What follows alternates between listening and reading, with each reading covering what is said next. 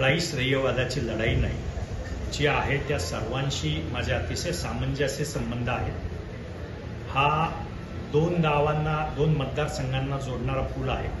या पुलाचं काम 4 लेनचा पूल आहे, पैकी 2 लेन झालेला आहे। मधल्या पावसामध्ये छोटा पूल पाण्याखाली गेलता, त्यामुळे पोलिसांनी या पुलावरून वाहतूक सुरू केली। त्यामुळे काही जणांना असं वाटतं की याचं काम संपलेलं आहे।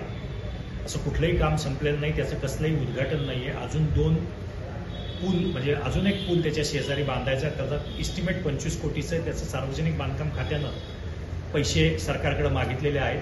त्यामुळं जो काही तो बोर्ड लावलेला होता तिथं तो सार्वजनिक बांधकाम खात्याचा काम सुरू असल्याच्या माहितीचा फलक होता, तो कुठलाही उद्घाटनाचा किंवा श्रेयाचा फलक नव्हता।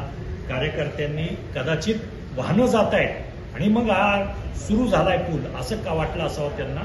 त्याच्यामुळे ना हा पूल सुरू झालेला आहे, ना हा पूल सार्वजनिक बांधकाम खात्याकडून वाहतुकीसाठी खुला करण्यात आलेला आहे, ना या पुलाचं कुठलंही उद्घाटन झालेलं आहे। त्यामुळे श्रेयवादाचा विषय नाही, तसली कुठलीही उद्घाटनाची पाटी नाही, गैरसमजुतीतून हे झालेलं आहे।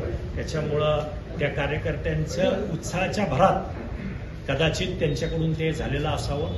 माहिती घेतल्यावर कळेल, आपणही सार्वजनिक बांधकाम खात्याकडून ती माहिती घेऊ शकतो।